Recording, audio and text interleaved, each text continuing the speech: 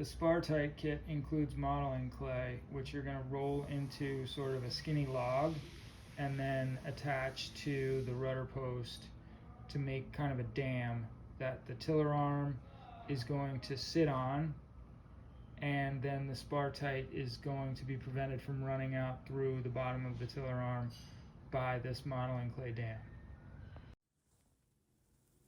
We recommend coating the tiller arm with Vaseline both inside and outside.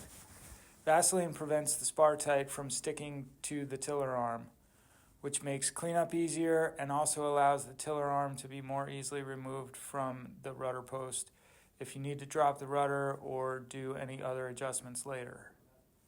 We also recommend putting a piece of business card in the joint between the two halves of the tiller post to allow you to compress the tiller arm connection just a little bit on final assembly.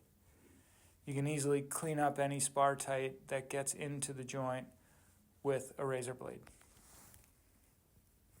At this point, you install the tiller arm onto the rudder post and smush it down onto the modeling clay dam. I'm going to cheat a little bit here, but you want to get this as perpendicular to the post as possible and as evenly distributed on the dam as you can. Just adjust it and press it down. At this point, we're ready to mix up our Spar Tite and pour it.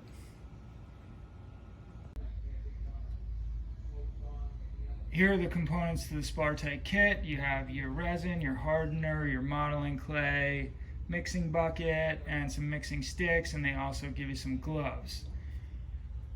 The Spar Tite is packaged in the cans with like a nitrogen purge, so no air is in there, which is great for shelf life, but it means that the kit's not reusable. So if you have any other projects that might use Spar Tite, you're going to want to prep them now and do it all at once.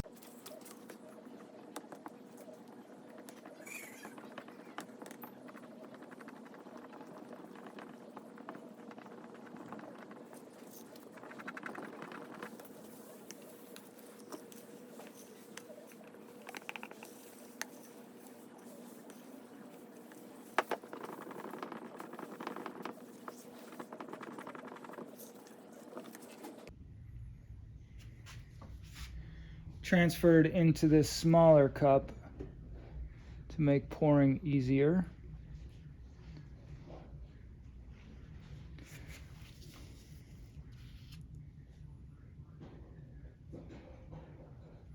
And it's still messy. We're going to clean all this up with alcohol.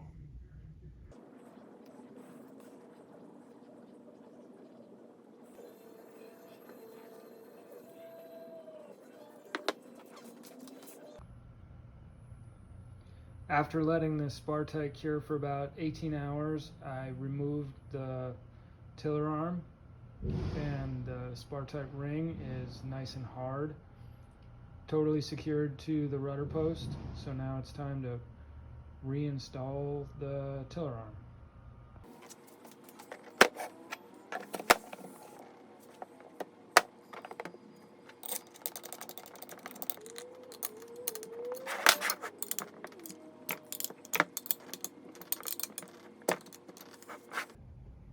So now we have our tiller arm perfectly fitted to our rudder post,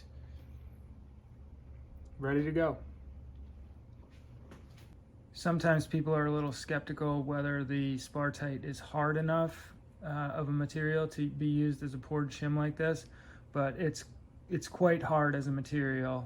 It doesn't compress under the tension of the tiller arm, and there's no give in it. It's a little less brittle than epoxy, which we see as an advantage. You can certainly use epoxy, but this is a great solution.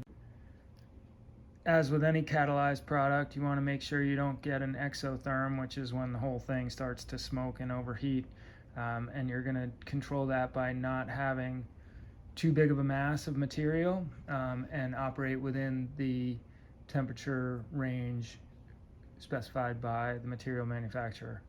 but the techniques for doing Spar Tite or epoxy in this application are just about exactly the same, and both should give you great success.